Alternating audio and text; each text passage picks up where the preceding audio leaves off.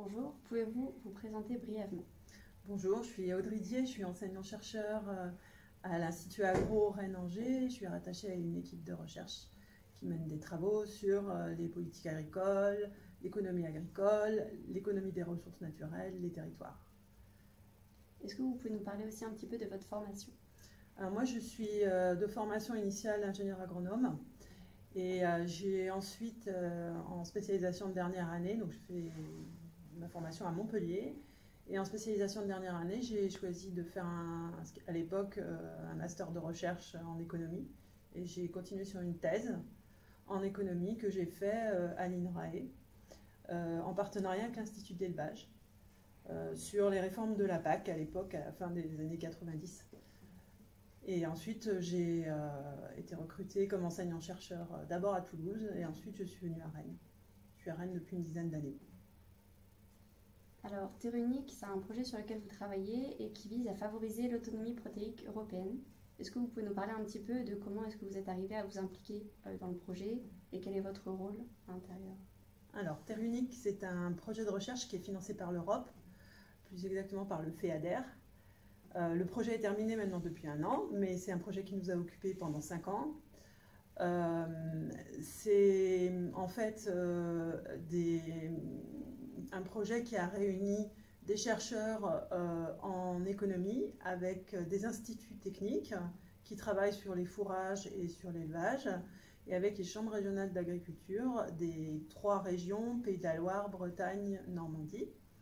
Et l'objectif du programme, c'était de construire de la connaissance sur les itinéraires techniques et l'implantation des légumineuses dans les systèmes du Grand Ouest, système agricole du Grand Ouest. Et notamment pour ce qui m'intéressait moi, c'était de regarder la rentabilité de l'insertion de ces productions-là dans des systèmes où ils sont peu présents aujourd'hui, notamment des systèmes de polyculture et élevage. Donc en fait, j'ai participé de façon en portant en fait un des volets du programme qu'on appelle en recherche les work packages. Et ce work package était vraiment sur l'analyse des impacts de scénarios d'insertion de légumineuses dans les systèmes de production du Grand Ouest, en quoi ça pouvait avoir des impacts sur les revenus des agriculteurs et aussi sur l'amélioration de l'autonomie protéique de la région. Et alors, d'après vous, est-ce que la filière légumineuse pourrait s'implanter vraiment durablement en Bretagne? Et dans ce cas-là, de quelle façon est-ce qu'il faudra s'y prendre? Alors en Bretagne aujourd'hui, c'est moins de 2% de la... En Bretagne et dans l'Ouest, dans le Grand Ouest, c'est moins de 2% de la surface agricole utile. Et c'est des proportions qui progressent peu.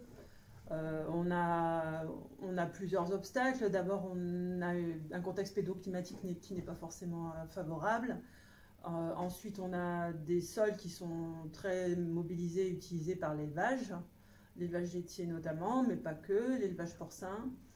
Et donc à produire du maïs, de la grande culture et un petit peu de prairie. Donc les légumineuses, dans cette utilisation du sol, elles ne trouvent pas vraiment aujourd'hui leur place en termes de rentabilité dans les exploitations, parce que leur intérêt principal dans les systèmes de production animale, c'est d'apporter de la protéine en alimentation animale, mais qu'en alimentation animale, elles subissent la concurrence d'autres sources de protéines, de matières riches en protéines, qui sont importées hors de Bretagne, et notamment hors de l'Union européenne, qui sont très peu chères et qui sont très utilisées en élevage. Donc en fait, le développement de la protéine, des protéagineux, et notamment des légumineuses, dans les systèmes d'élevage, polyculture élevage du Grand Ouest, ils progressent peu parce qu'ils subissent cette concurrence.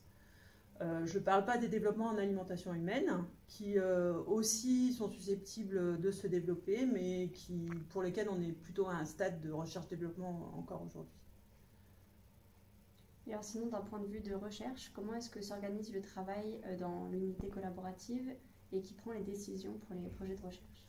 Alors moi, j'appartiens à ce qu'on appelle une unité mixte de recherche, c'est-à-dire c'est une unité de recherche qui regroupe...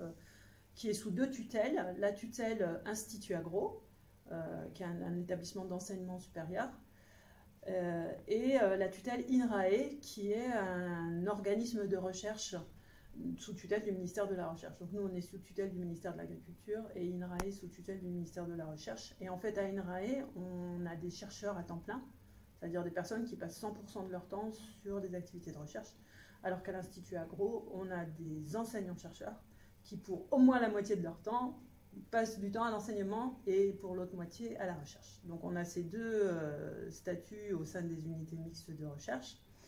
Donc le projet Terre Unique en particulier, il a été porté au niveau de l'UMR à laquelle j'appartiens, qui s'appelle l'UMR Smart. Mais il a aussi été en collaboration, donc c'est une UMR en économie agricole, mais il a été en collaboration avec d'autres équipes de recherche sur le campus, notamment l'UMR Sol, Agronomie et Spécialisation, SAS, qui est une UMR de agronomie sciences de l'environnement, pour aller un peu vite, où sont beaucoup d'enseignants-chercheurs aussi de l'Institut Agro, puisque c'était très important de collaborer entre les disciplines sur ce projet-là, puisque l'objectif, c'était d'évaluer des options agronomiques d'introduction de légumineuses, d'évaluer leur impact économique, mais aussi des effets bénéfiques qu'ils pouvaient avoir sur l'environnement, parce qu'on sait que les légumineuses ont des impacts environnementaux positifs dans les agroécosystèmes. Donc on a travaillé en fait au niveau de mon équipe en collaboration avec une autre équipe de recherche. Et puis on a aussi travaillé avec des acteurs de terrain, parce que c'est de la recherche collaborative. Alors c'est la recherche qui est collaborative, dans le sens où on a vraiment eu des partenaires professionnels qui ont travaillé avec nous.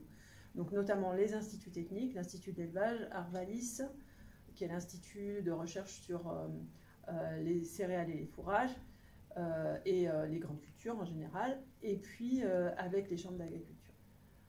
Donc parce qu'en fait on a utilisé des informations, des données sur les agriculteurs de la région.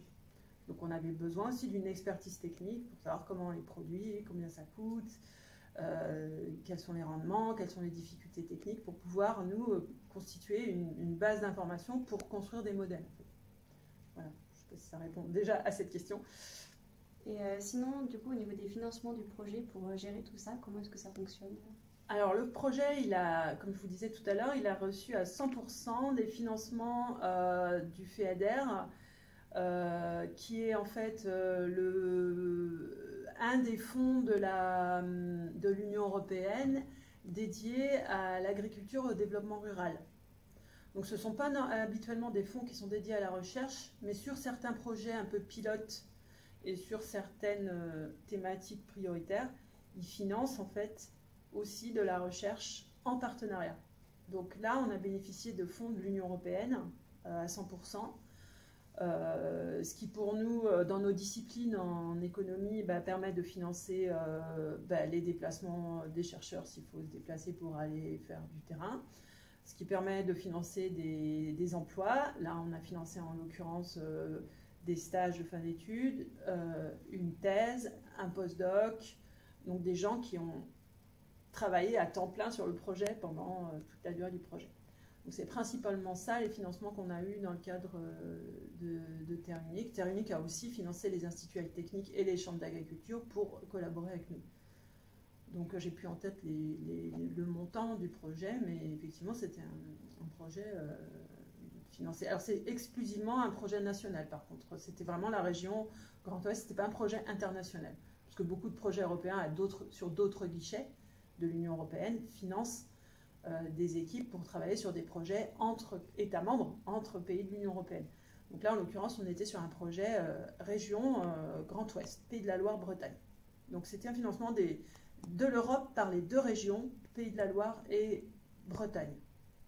Voilà, donc les deux régions ont financé, mais c'était des financements européens. D'accord. Et donc sinon, une fois que le travail du coup en amont de tout ce qui était réunion de résultats et d'analyse, après cette étape-là, sous quelle forme est-ce que vous restituez les résultats et quelles étapes il y a entre justement l'obtention des résultats, la rédaction et la publication? Oui. Alors, en l'occurrence ici, on est sur un projet de recherche appliquée et en partenariat.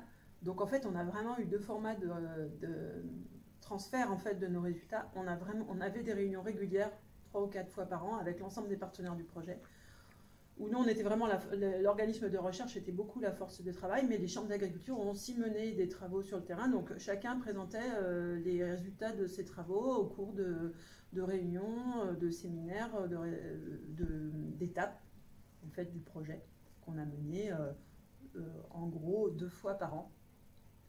Donc ça, c'est une première façon de discuter, de diffuser, mais pas dans un seul sens. C'est pas seulement de diffuser les résultats, c'est aussi recueillir les avis, les retours aussi des partenaires sur le projet, faire avancer la recherche via ces échanges-là. Et après, il y a la diffusion dans un cadre scientifique, ce qui est un deuxième exercice, puisque là, il faut présenter nos travaux auprès de nos collègues, alors du coup, souvent à l'international, dans des colloques, où on est amené à présenter nos travaux, puis ensuite on doit soumettre nos travaux dans des revues scientifiques, qui sont des revues en double label, c'est-à-dire que chaque papier qui est soumis doit être évalué par 2 ou 3 personnes anonymes et subir les critiques et les retours des collègues et être révisé en fonction des critiques. Et ensuite, le papier, s'il est accepté, il est publié dans une revue. Donc ce processus-là de validation scientifique, il est beaucoup plus long.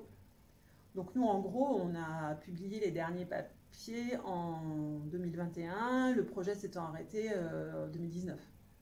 Ce que je vous ai dit tout à l'heure, mais le projet s'est arrêté avant le confinement, là, avant la crise Covid. Donc en gros, on a publié les derniers papiers 1 an et demi après. Donc, et ça c'est rapide. Donc par rapport à ce que ça peut prendre comme temps de publier des papiers, de produire de la science en fait.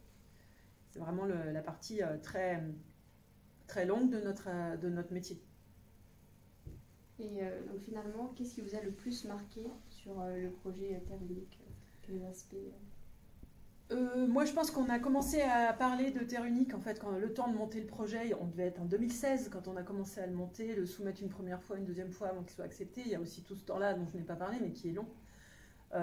C'est qu'à l'époque, il ne fallait pas parler de légumineuses et d'autonomie protéique en Bretagne, parce que c'est une région d'élevage très dépendante des importations de soja, et c'était pas un sujet, quoi. De toute façon, ça ne veut rien dire l'autonomie, on est dans une économie ouverte, on ne sera jamais autonome. Alors le terme autonomie crée beaucoup de controverses, notamment chez tous les industriels de l'alimentation animale en Bretagne. Mais je pense qu'il est maladroit, le terme d'autonomie. On peut avancer peut-être un peu plus dans le dialogue si on parle de réduire la dépendance. Déjà, que l'autonomie, qu'est-ce que ça veut dire? Donc, entre le 2016 et aujourd'hui, on a franchi des étapes incroyables par rapport à ces questions-là qui sont devenues d'actualité. Réintroduire des légumineuses dans les assolements, c'est devenu un des moyens de verdir la PAC, un des instruments principaux pour apporter des bénéfices aussi. Il y a un programme qui va être financé dans la future PAC 2023-2027 qui est dirigé sur la réintroduction des légumineuses dans les assolements dans toute l'Europe.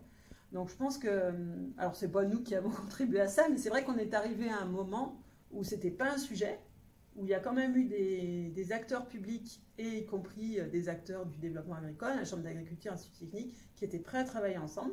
Et pendant le déroulement du projet, je pense que la question a beaucoup progressé auprès des acteurs. Enfin, j'ai la faiblesse de croire que ça a progressé au cours du projet. Voilà. Eh ben, merci beaucoup pour votre entretien. Mais je vous en prie, avec plaisir.